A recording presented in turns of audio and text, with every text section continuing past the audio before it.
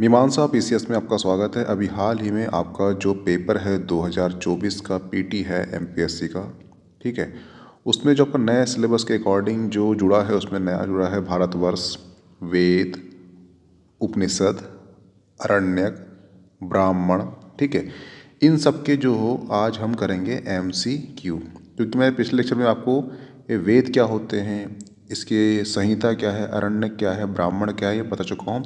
अब करेंगे हम क्या, एमसीक्यू करेंगे, क्योंकि यहाँ से क्वेश्चन उठने की संभावना है इस 2024 के पीटी में, क्योंकि जो भी नए सिलेबस में ऐड होता है तो वहाँ से क्वेश्चन आने की संभावना बढ़ जाती है। हुआ क्लियर? अब चलते हैं हम नेक्स्ट पीपीटी में। ये क्वेश्चन है कि वैदिक काल की सबसे पवित्र नदी मानी जाती है। तो देखना, जो ऋग्वैदिक काल है, ऋग्वैदिक काल में 10 मंडल है। वो 10वां मंडल में एक नदी सूक्त है, ठीक है। और नदी सूक्त में 23 नदियों का उल्लेख है। परंतु क्वेश्चन कभी आएगा आपको कि ऋग्वैदिक काल में कितने नदी का उल्लेख है, तो 25 नदी का उल्लेख है, ठीक है। और इन नदियों में सबसे पवित्र नदी कौन सी है, तो वो है सरस्वती, ठीक है। पर क्वेश्चन कभी ये आएगा कि सबसे ज़्यादा वर्णन किस नदी का हुआ है, तो वो हुआ है सिंधु नदी का। सबसे ज़्यादा पूछेगा पवित्र नदी, तो पवित्र नदी है कौन सी, सरस्वती। सबसे अधिक पूछे बोलेगा वर्ण किस नदी का है, तो वो सिंधु नदी। और नदी सूक्त किस मंडल में दिया है, तो उसका आंसर होगा 10वां मंडल में नदी सूक्त का उल्लेख है। और नदी सूक्त में कितनी नदी का उल्लेख है, तो वो नदी है 23 नदी का यहाँ पर उल्लेख किया गया। परंतु पूरे ऋग्वैदिक काल में कितनी नदी का उल्लेख है, तो वो नदी है 25 नदियों का उल्लेख किया गया। तो ये इतने फैक्ट आप अपने नोट्स में नोट डाउन कर लेना। ऋग्वैदिक काल में कितनी नदियों का उल्लेख है, ठीक है। तो ऋग्वैदिक काल में 25 नदी का उल्लेख है। ऋग्वैदिक काल का 10वां मंडल है, उसमें नदी सूक्त है। नदी सूक्त में कितने नदी का उल्लेख है, तो वो है 23। ये आप थोड़ा सा इसमें जो डिफरेंस है ये याद रखना, ठीक है। हुआ क्लियर? सबसे पूछेगा पवित्र, तो कौन सी है, वो है सरस्वती। सबसे अधिक पूछेगा वर्णन, तो वो है सिंधु नदी, ठीक है। तो इसका आंसर क्या होगा ऋग्वैदिक काल में, इसका आंसर होगा बी, यानी कि 25। कंठोपनिषद किसका उपनिषद है, देखना, एक है यजुर्वेद, ठीक है। ये जो एक दो पक्ष हैं, एक है शुक्ल यजुर्वेद और एक है कृष्ण यजुर्वेद। तो जो कृष्ण यजुर्वेद का जो उपनिषद है, उसका उपनिषद है कौन सा, कठोपनिषद। हुआ क्लियर? और कठोपनिषद में ही यम प्लस नचिकेता नचिकेता के संवाद का उल्लेख है। तो एक बार ये क्वेश्चन आईएएस के और यूपीपीएससी ये दोनों में पूछ चुका है कि कंठोपनिषद में ये यम नचिकेता का संवाद किस उपनिषद में दिया गया है, तो उसका आंसर है कंठोपनिषद। और ये किस का उपनिषद है, तो उसका आंसर है कृष्ण यजुर्वेद का। हुआ क्लियर? अब चलते हैं नेक्स्ट में। ऋग्वेद का उपवेद किसे कहते हैं, ठीक है। तो ये देखना, ये जो है यजुर्वेद, ये है ऋग्वेद का उपवेद है, ठीक है। ये है यजुर्वेद का, ठीक है। और ये है सामवेद का, और ये है अथर्ववेद का। हुआ क्लियर? उपवेद का मतलब होता है कि ऋग्वेद से ही कुछ चीज़ निकल के बनी है, उसे कहते हैं उपवेद। ऋग्वेद का पूछेगा तो यजुर्वेद है, ऋग्वेद का पूछेगा तो आयुर्वेद है, और यजुर्वेद का पूछेगा तो धनुर्वेद है, सामवेद का पूछेगा तो गंधर्ववेद है, और अथर्ववेद का पूछेगा तो शिल्पवेद है। ये आपको याद होना चाहिए कि ये आने वाली पीटी है, उसमें पक्का यहाँ से क्वेश्चन उठने वाले हैं इसलिए। और ये पूरे क्वेश्चन आ चुके हैं आईएएस पीसीएस में, ठीक है। प्रसिद्ध 10 राजाओं का युद्ध किस नदी के तट पे हुआ था, ठीक है। तो याद रखना, एक राजा हुए हैं सुदास, और ये कहाँ के राजा हुए हैं, ये किस संघ के, तो वो हुए हैं भरत जन के राजा हुए हैं सुदास, ठीक है। इनके पुरोहित कौन थे? वो थे विश्वामित्र, ठीक है। परंतु विश्वामित्र को हटाकर इनने बना दिए, अपना जो पुरोहित है उसे बना दिए, कैसे? वो बना दिए वशिष्ठ को, ठीक है। विश्वामित्र इससे हो गए नाराज। इन्होंने 5 आर्य और 5 अनार्य का एक संघ बनाया, उसे कहा गया 10 राजाओं का संघ, ठीक है। और इन दोनों के बीच में युद्ध हुआ, सुदास और इनके बीच में। तो युद्ध कहाँ हुआ? वो हुआ रावी। रावी बोलते हो सभी। इसका नाम जो है पुराना जो है वो है, ये थी रावी नदी, ठीक है। तो रावी नदी जिसको आप अभी बोलते रावी बोलते, परंतु ये पहले थी पुरुष नदी थी, ठीक है। इसका प्राचीन नाम था। तो यहाँ पर युद्ध होता है किसका? 10 राजाओं के संघ का और सुदास का। तो यहाँ पे क्या होता है कि सुदास जो है वो जीत जाते हैं, ठीक है। और जो 10 राजाओं का संघ है, इसमें 5 आर्य थे और 5 अनार्य थे, ये हार जाते हैं। हुआ क्लियर? ठीक है। तो जो इस जो 10 मंडल है, 10 मंडल में 7वां मंडल है, उसमें इस युद्ध का उल्लेख है। क्यों उल्लेख है? क्योंकि वो जो उस मंडल के रचयिता कौन है? वो है वशिष्ठ। तो जो जीतेगा वो उसका उल्लेख करेगा, और जो तीसरा मंडल है उसके रचनाकार कौन है? वो है विश्वामित्र, ठीक है। तो इसमें उल्लेख नहीं है, इसमें उल्लेख है। तो क्वेश्चन ये आएगा कि किस मंडल में उल्लेख है? तो 7 मंडल में उल्लेख है। कौन जीता था? तो सुदास जीता था। हारे कौन थे? 5 आर्य और 5 अनार्य, ठीक है। तो ये था इस क्वेश्चन का पूरा डिस्क्रिप्टिव। अब चलते हैं नेक्स्ट में। सबसे पुरानी भारतीय दवा आयुर्वेद का उद्गम क्या है? तो उसका आंसर है अथर्ववेद। देखना, जादू, टोना, चिकित्सा का उल्लेख कहाँ मिलता है? तो वो मिलता है अथर्ववेद में मिलता है। वैदिक काल में कितने भगवान का उल्लेख है? आर्यों द्वारा, ठीक है। तो देखना, इसमें हुए हैं 8 वसु, 11 रुद्र, ठीक है, 12 आदित्य और 1 इंद्र और 1 प्रजापति, ठीक है। तो ये हो गए हैं 11, 8, 19, ये 20 और ये 12, 32 और ये 33। तो 33 प्रकार के देवता थे। कहाँ? वैदिक काल में। अब प्रकार को बोलते हैं कोटि कोटि, कोटि बोलते हैं, ठीक है। तो 33 कोटि थे देवता। तो अंग्रेज लोग आए तो इसको कोटि को बोल दिए करोड़, समझ लीजिए, ठीक है। तो अभी भी चलन में है कि हमारे देवता 33 करोड़ है, परंतु 33 करोड़ नहीं है, 33 कोटि है। कोटि का मतलब होता है प्रकार। जैसे आप बोलते हो कि आपको मेरा कोटि कोटि प्रणाम, यानी कि जितने प्रकार से प्रणाम हो सकते हैं उतने प्रकार से आपको प्रणाम। तो कोटि का मतलब होता है प्रकार होता है। तो इसका आंसर होगा 33, ठीक है। तो ये भी आपको याद होना चाहिए, जिसमें 8 वसु थे, 11 रुद्र थे, 12 आदित्य थे और 1 इंद्र था, 1 प्रजापति था। हुआ क्लियर? अब चलते नेक्स्ट में। भगवत गीता का उपदेश महाभारत के किस पर्व में दिया है? ठीक है। तो जो महाभारत है उसके रचयिता कौन है? वेद व्यास है, ठीक है। हुआ क्लियर?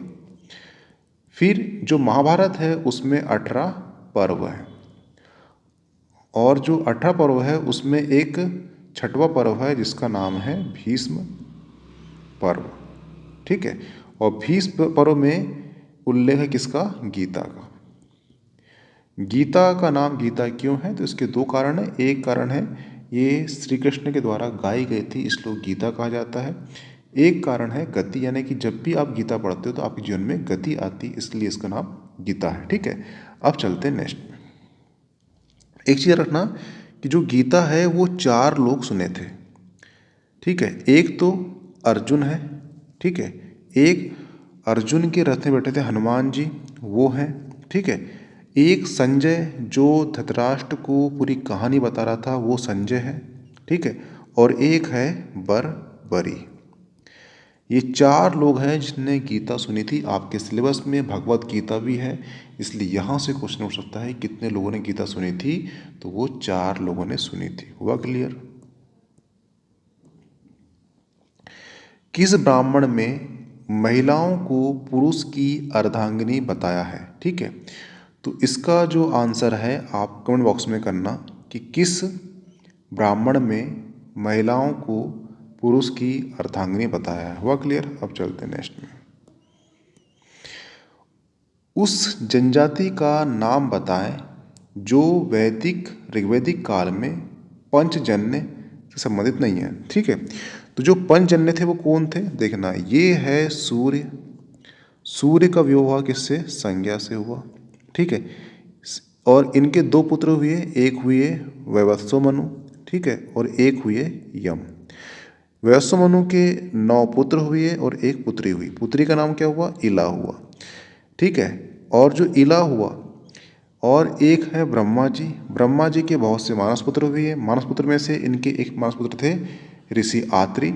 ऋषि आत्रि के पुत्र हुए चंद्रमा। चंद्रमा का पुत्र हुए बुध। बुध का पुत्र हुआ कौन? सोम। सोम या पुरुरवा। तो इला का विवाह किससे हुआ? सोम या पुरुरवा से हुआ। ठीक है, इनके पुत्र हुए कौन? अमावस्या हुए और प्लस आयुष हुए। ठीक है, जो अमावस्या है उसी के पुत्र कौन हुआ था? एक हुआ था कान्यकोज। इसलिए जो कन्नौज शहर सुनते हो यूपी में, वो इन्हीं के नाम पे रखा गया है। अब जो आयुष थे उनके पुत्र हुए नहुस। ठीक है, नहुस के पुत्र हुए ययाति। ठीक है, ययाति के 5 पुत्र हुए थे, जिसमें से एक यदु, एक अनु, एक पुरु, एक ध्रुव, ठीक है, और एक तुर्वस। तो ये पंचजन्य कहलाए और पंचजन 3 मार्कर में आपके पीएससी में आ चुका है। हुआ क्लियर? तो यदु है, पुरु है, तुर्वस है, कीटक नहीं है, तो इसका आंसर क्या होगा? डी। हुआ क्लियर? अब चलते हैं नेक्स्ट में। निम्नलिखित में से किसे ऋग्वेद में युद्ध का देवता समझा जाता था? ठीक है, तो उसका आंसर है इंद्र। देखना, ऋग्वेदिक काल में सर्वाधिक मंत्र किसको समर्पित है? तो वो है 250 इंद्र को। और जो अग्नि है, अग्नि को 200 मंत्र समर्पित थे। कभी क्वेश्चन आ जाए कि ईश्वर और मनुष्य के बीच में संबंध स्थापित करने का काम किसका था? तो वो था अग्नि का। अग्नि के लिए कितने मंत्र का उल्लेख समर्पित है? 200 मंत्र। इंद्र के कितने मंत्रों का समर्पित है? तो वो है 250। हुआ क्लियर? सर्वाधिक मंत्र किसको समर्पित है? तो वो भी इंद्र को। और इंद्र को ही युद्ध का देवता कहा जाता है। ये यूपीएससी के मेंस में पूछ चुका है। निम्नलिखित में से किस नदी को ऋग्वेद में माते तमे, देवी तमे और नदी तमे से संबोधित करते थे? बताया था आपको। एक है सर्वाधिक वर्णन किस नदी का है? तो वो है सिंधु का। सबसे पवित्र नदी बोलेगा तो वो है सरस्वती। ठीक है, और इसी को माता तमे, देवी तमे और नई तमे का संबोधित किया है, तो इसका आंसर होगा बी। ठीक है, सत्य में जयते शब्द कहाँ से लिया गया है? तो देखना, एक है वो है अथर्ववेद।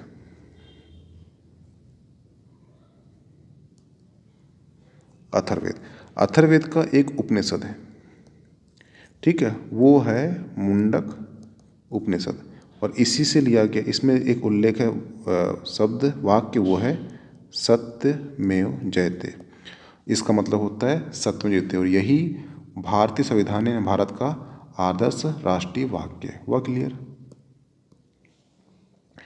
गायत्री मंत्र की रचना कहाँ है? देखना, ऋग्वेदिक काल है, उसमें 10 मंडल है, उसका तीसरा मंडल है, उसकी रचना कौन है? वो है विश्वामित्र है।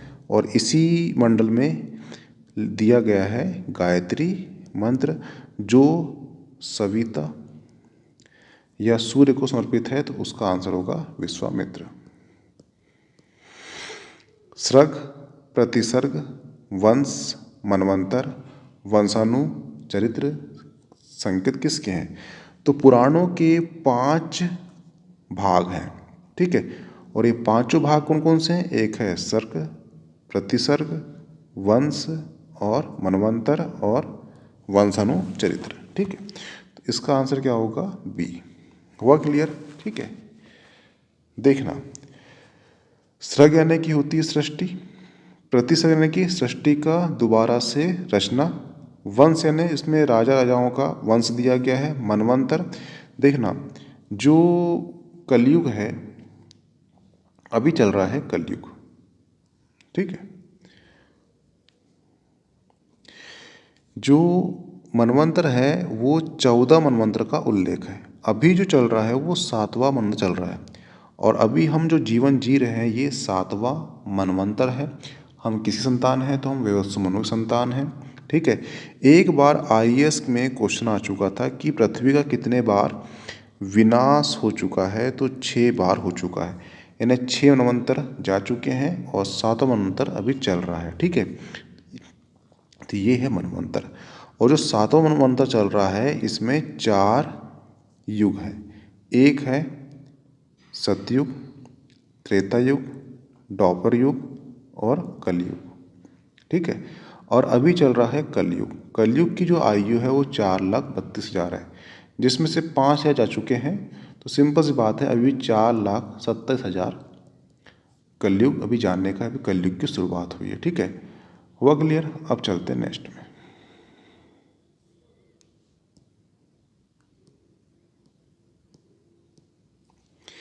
महाभारत किस रूप में जानी जाती है? तो वो है जय संहिता। देखना, जब 8,800 जब महाभारत में क्या थे, श्लोक थे, तो वो कहलाती थी जय संहिता। फिर हुए 24,000 तो कहलाई भारत, ठीक है। अब इसमें करीबन 1,00,000 श्लोक है तो वो कहला रही है महाभारत। तो मूल रूप क्या था उसका? वो जय संहिता था। निम्नलिखित में से कौन सही जोड़ी नहीं है? ठीक है, जैमिनी ब्राह्मण है किसका? सामवेद का, ये सही है। तैत्रेय ब्राह्मण किसका है? यजुर्वेद संहिता किसका है? तैत्रेय ब्राह्मण। और यजुर्वेद ब्राह्मण जो है, तैत्रेय ब्राह्मण और सत्पर ब्राह्मण किसके हैं? वो यजुर्वेद के हैं। ये आपको जो नेक्स्ट लेक्चर हुआ था इसके पहले लेक्चर, इसमें बता चुका हूँ आपको मैं। गोपद अथर्वेद का है, ठीक है। अब बचा यजुर्वेद, ये ब्राह्मण इसका नहीं है। इसका ब्राह्मण क्या है? सत्पर ब्राह्मण है। और ये ब्राह्मण किसका है? ये ब्राह्मण ऋग्वेद का है, ऐतरेय ब्राह्मण। हुआ क्लियर? अब चलते हैं नेक्स्ट में। राज्याभिषेक के नियम का वर्णन किस ब्राह्मण ने दिया है? तो इसका भी आप आंसर कमेंट बॉक्स में करना। ऋग्वेद का सबसे छोटा मंडल कौन सा है? देखना, ये 10 मंडल हुए हैं। 10 में जो एक और तो 10वां मंडल है, सबसे नवीन है। 7 और 2 सबसे प्राचीन है, ठीक है। 2 सबसे छोटा है, ठीक है। और 10वां सबसे बड़ा है, ठीक है। तो इसका आंसर होगा दूसरा मंडल। ऋग्वेद का सबसे बड़ा मंडल कौन सा है? तो इसका आंसर होगा 10वां, ठीक है। तो ये लेक्चर था आपका ब्राह्मण, आरण्यक, संहिता और वेद के MCQ का, ठीक है। अब नेक्स्ट लेक्चर में मिलते हैं। Okay, thanks.